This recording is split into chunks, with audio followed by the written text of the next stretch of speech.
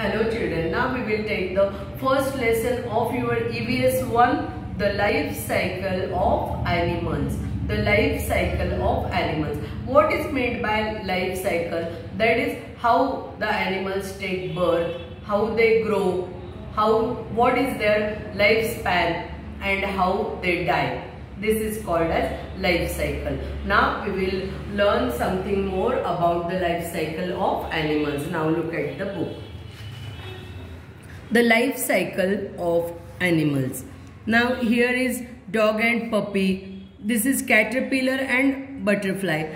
Though these two are similar, there is much difference between the caterpillar. Young one is caterpillar and adult is butterfly. There is much difference between the caterpillar and butterfly. Now here is hen and chick. They are also somewhat similar. Cat and kitten, they are also similar. Then goat and kid, they are also similar. But there is much difference between the caterpillar and that butterfly. Now see, the growth of animals. A kid and fully grown goat are not very different to look at. There is not much difference between a kitten and an adult cat. These babies grow in their mother's tummy and are born from mother's tummy too. These animals do not lay eggs, but some animals like crows, spider, lizards lay eggs. म्हणजे काही जे आहेत त्यांचा birth जो आहे तो animal स्वतः देतात त्यांच्या टमीतनं आणि काही जे असतात ते एग्स देत असतात. Now chicken is born from an egg. Ants, butterflies, fish, frogs, snakes are all animals that lay eggs, but we do not often see their eggs. The eggs of some very small animals are very tiny. We would hardly notice them. So we do not come to know that these animals lay eggs, but we know for sure that hen lays eggs. म्हणजे काही जे birds असतात वगैरे किंवा छोटे animals असतात, fish, lizard वगैरे यांचे, कॉकरोच यांचे जे एग्स असतात ते खूप टायनी असतात आणि आपल्याला ते दिसत पण नाही, एक एकदा आपल्याला नोटीस होत नाहीत. पण काही जे एग्स आहेत ते मोठे असतात. फॉर एक्झाम्पल हेन जे एग्स देतात ते सगळ्यांना माहीत असतात. Her eggs are big enough to be easily seen. Now you should know the new word hatch. What is meant by hatch or hatching? When a hen sits on her eggs to warm them, she is said to be hatching her eggs.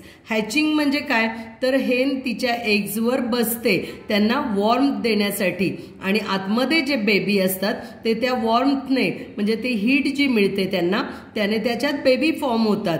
त्याला त्या बसण्याला तिच्या आणि warmth देण्याच्या प्रोसेसला काय म्हणतात hash और hatching. अ हेन Lay's eggs. Warmth is necessary for the chicks to grow inside the egg. So, after laying them, the hen sits on the eggs to keep them warm.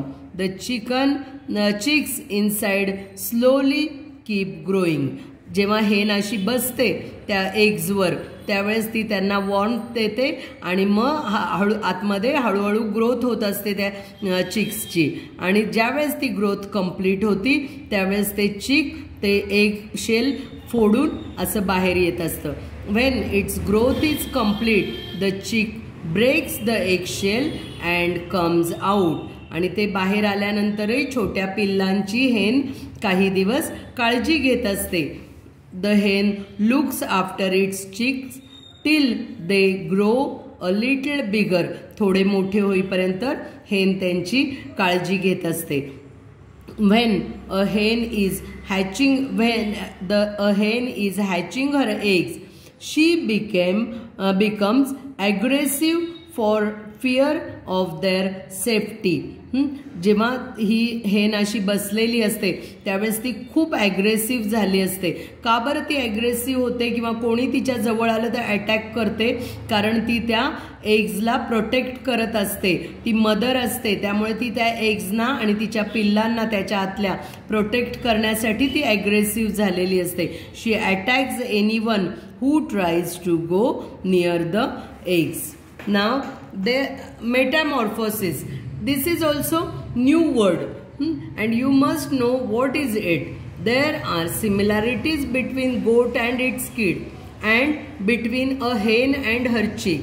However, a caterpillar and a butterfly are very different. जरी या काही चिक आणि हेन किंवा गोट किड यामध्ये similarities असल्या तरी कॅटरपिलर आणि बटरफ्लाय यामध्ये मात्र आपल्याला खूप मोठा डिफरन्स बघायला मिळतो.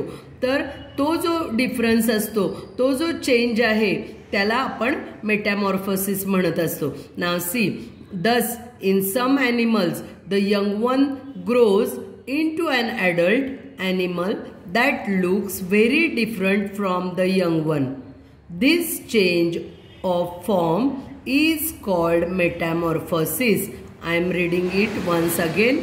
Thus, in some animals, the young one grows into an adult animal that looks very different from the young one.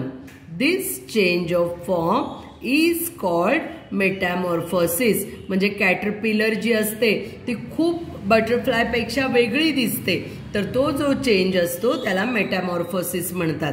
Now metamorphosis in butterfly. Butterflies of various shapes and beautiful colors are a part of our environment. They live their life among plants. As butterflies grow, they pass through 4 stages.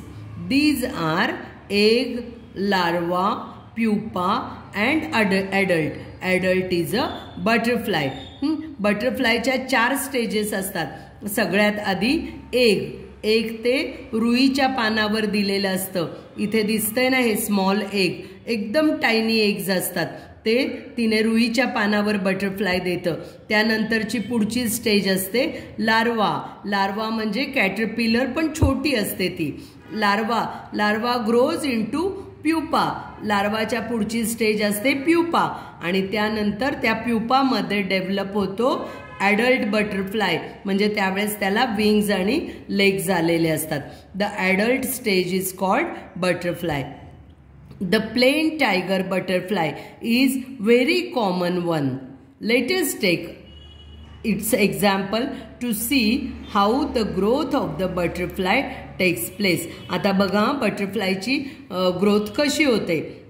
The female plain tiger butterfly lays an egg on the milkweed that is Rui leaf. म्हणजे रुईच्या पानावर किंवा मिल्कवीडच्या त्या वीडच्या पानावर हे female butterfly egg देत असतं.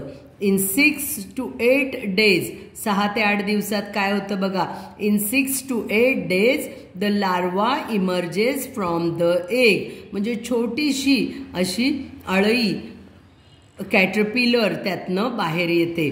The larva of the butterfly is called caterpillar. हे बघा ही अशी एकदम छोटी असते ती आणि मग ती जेव्हा बाहेर येते त्या एगमधनं त्यावेळेस तिला खूप भूक लागलेली असते. इट इज व्हेरी हंग्री आणि मग ती काय करते, ते रुईचं पान ज्याच्यावर ती असते ते पान खूप फास्ट खायला सुरुवात करते आणि निबल करते आणि 2-3 दिवसातच ती भरपूर मोठी होते. आणि मग मोठी झाल्यामुळे तिच्या अंगावरची ही जी स्किन असते ती तिला टाईट व्हायला लागते आणि मग ती स्किन ती काढून टाकते. त्याला म्हणतात मोल्टिंग. ती जुनी स्किन काढते आणि त्याच्या आतमध्ये मग नवीन यंग स्किन असते आणि ती लूज असते. मग परत ते आणखीन पानं खातं आणि परत ती पण स्किन तिला टाईट होते. मग ती स्किन काढते, पुन्हा आतमध्ये न्यू स्किन येते. म्हणजेच ही मोल्टिंगची जी प्रोसेस असते ती 4 वेळा ते बटरफ्लाय कॅटरपिलर करत असते. नाव वी विल रीड दिस.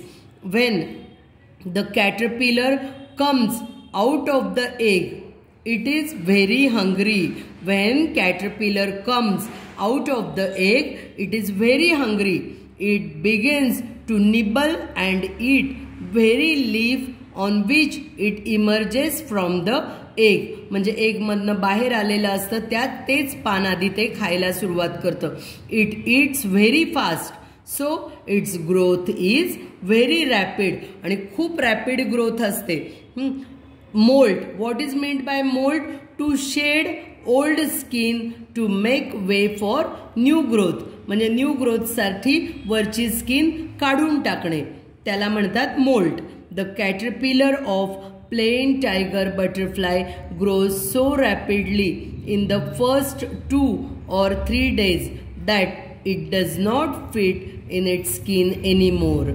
म्हणजे कॅटरपिलर इतकी वाढत जाते की ती तिच्या स्किन मध्ये बसणार नसते, म्हणून ती वरची स्किन जी आहे ती टियर होते, फाटते आणि त्याच्या आतमध्ये न्यू स्किन असते. But under the old skin a new loose skin is formed on the growing caterpillar.